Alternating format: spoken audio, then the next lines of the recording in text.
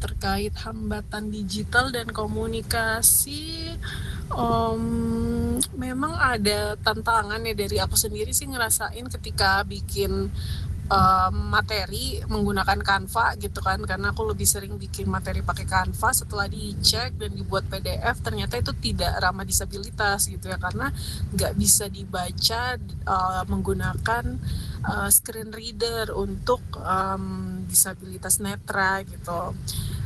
Tapi itu untungnya sudah kami coba sebelum pelatihan. Jadi begitu pelatihan dimulai, kami menggunakan cara konvensional yang menggunakan PPT biasa, karena itu lebih mudah dibaca gitu oleh menggunakan screen readers gitu. Itu dari hal komunikasi dan teknologi. Kemudian juga saat pelatihan ya menggunakan, karena kami memberi pelatihan fotografi gitu. Fotografi itu kan identik dengan visual ya, dan pertanyaannya adalah bagaimana kelompok netra bisa ikut memotret atau terlibat dalam sesi tersebut gitu. Ternyata bisa gitu. Jadi kelompok netra juga bekerja memotret gitu, dengan didampingi oleh tim pendukung ya, pendampingnya gitu. Mereka juga bisa berlatih, misalnya teman-teman yang low vision gitu, itu mereka bisa mencoba latihan. Kita ada sesi prakteknya gitu untuk mereka tuh belajar misalnya membedakan cahaya depan, cahaya samping, cahaya belakang gitu, dengan metode dan praktik yang kami sediakan dalam pelatihan. Jadi netra juga bisa terlibat gitu ya dalam pelatihan tersebut. Untuk menjangkau pesertanya, kami bekerja sama dengan Himpunan Wanita Disabilitas Himpunan Wanita Disabilitas Indonesia atau HWDI gitu. Awalnya kami ingin agar HWDI yang memilih peserta. Kemudian dalam prosesnya dan setelah diskusi dengan mereka, sangat penting gitu agar pemilihan peserta itu dibuat secara terbuka gitu, karena seperti yang tadi kamu tanyakan gitu ya, untuk menjangkau kelompok disabilitas yang mungkin selama ini jarang muncul atau jarang berpartisipasi dalam kegiatan gitu, agar punya kesempatan yang sama. Jadi kami bekerja sama dengan HWDI, kami mempublikasikan peluang untuk berpartisipasi dalam kegiatan itu secara terbuka ya.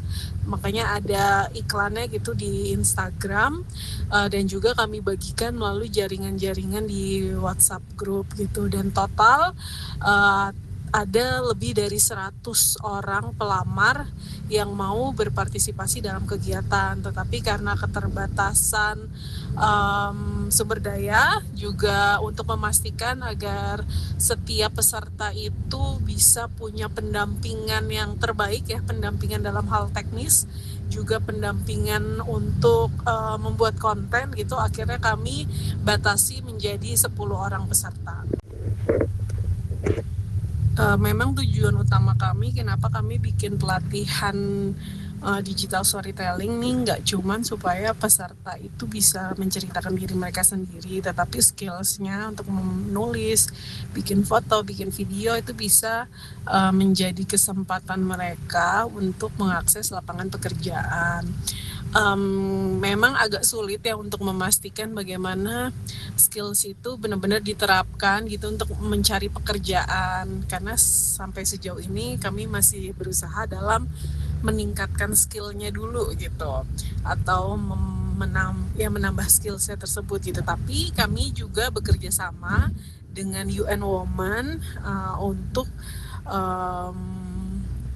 materi kesetaraan gender di tempat kerja gitu. Jadi UN Women itu punya program namanya Link Woman untuk mendukung perempuan mengakses lapangan pekerjaan di dunia digital gitu. Nah, kami kolaborasi dengan UN Women dan programnya Link Women sebagai tambahan materi ya, suplemen trainings for people with disabilities.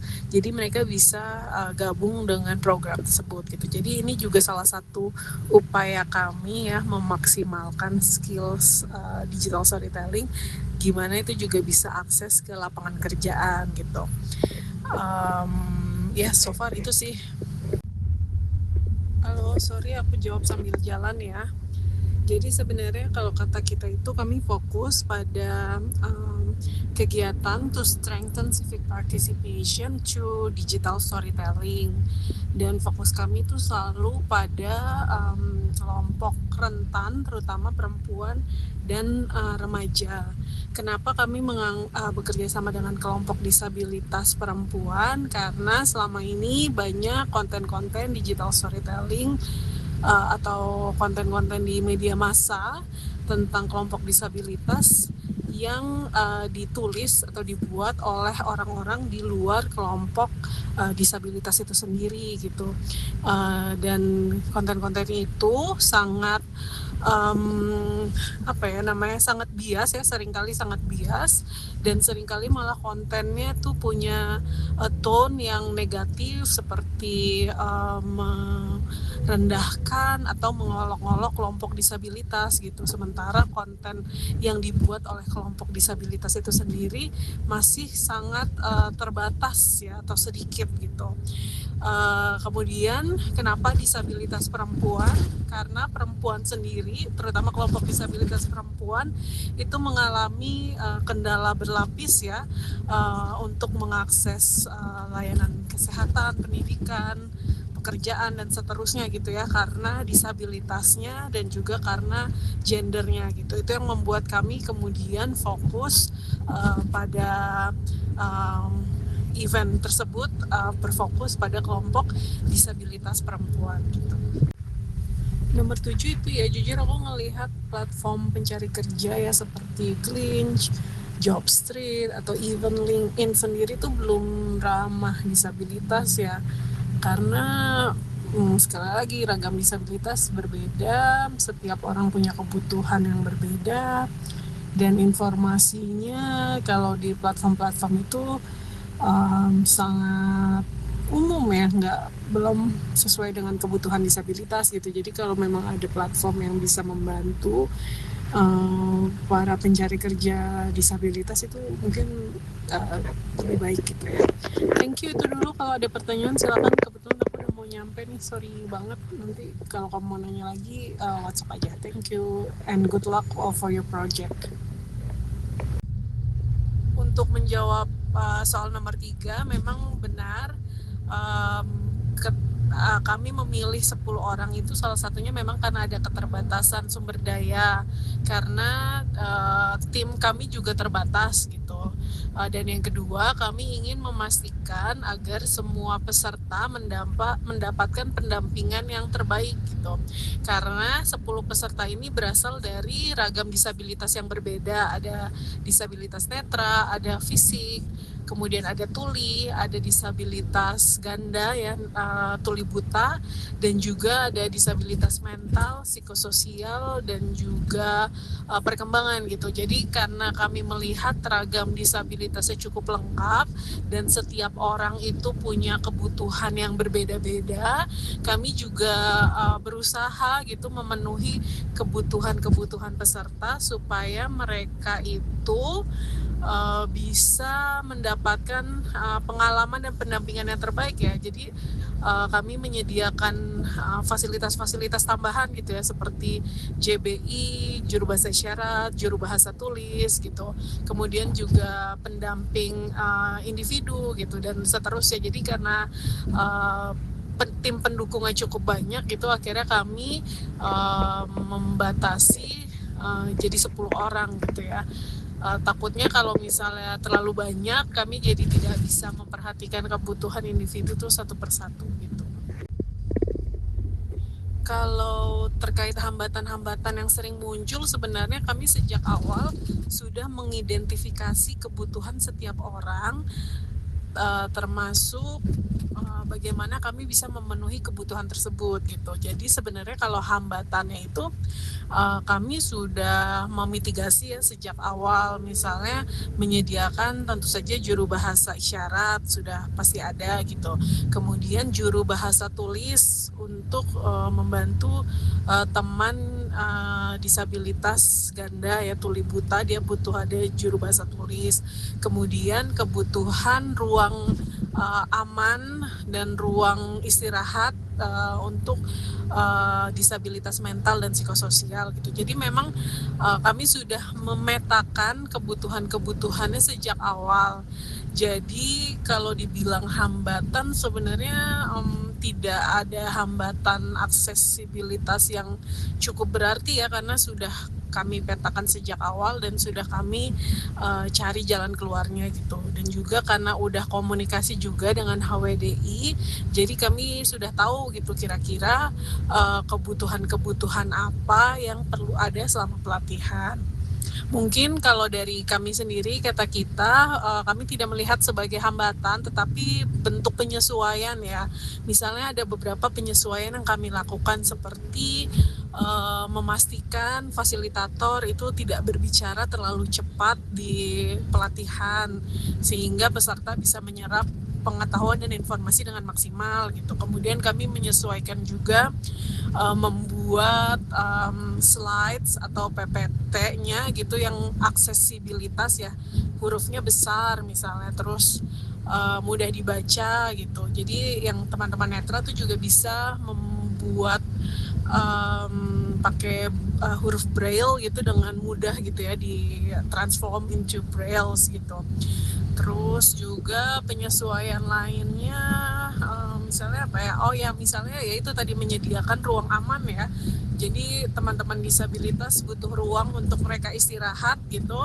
Kalau mereka sudah merasa terlalu overwhelmed, itu juga kami sediakan. Oh ya, sama waktu istirahat ya, waktu istirahat juga lebih panjang. Jadi biasanya kan kalau pelatihan tuh seharian gitu ya, dari pagi sampai sore, tidak putus gitu. Nah kami coba setiap sesinya tuh ada waktu istirahat 15-20 menit gitu, supaya mereka tuh bisa tenang dulu, bisa istirahat sebentar, kemudian baru bisa mengikuti pelatihan selanjutnya gitu. Jadi lebih kepada penyesuaian-penyesuaian yang disesuaikan dengan kebutuhan disabilitas. Nomor 5 ya, terkait momen atau spesifik kisah yang diingat gitu. Apa ya, semuanya jujur menarik ya buat saya, terutama ketika ada satu peserta yang disabilitas ganda, namanya Siena, dia tuli dan dia buta. Sempat bertanya gitu ya, gimana kami bisa memberikan pelatihan yang maksimal buat Siena. Lalu diskusi dengan HWDI, Siena membutuhkan pendamping itu 3 orang. Pertama, pendamping pribadi untuk mobilitas, kemudian kedua pendamping JBI ya untuk membantu dia memahami materi, JBT ya, JBT untuk memahami dia, atau juru bahasa tulis untuk membantu dia memahami materi gitu. Kemudian juga menggunakan alat pendukung ya, misalnya screen dengan huruf yang besar gitu. Kalau kita bisa mungkin baca huruf dengan font 12 atau 14 gitu, untuk Siana dia butuh fontnya tuh 70-80 gitu. Jadi dia tetap bisa mengikuti kelas.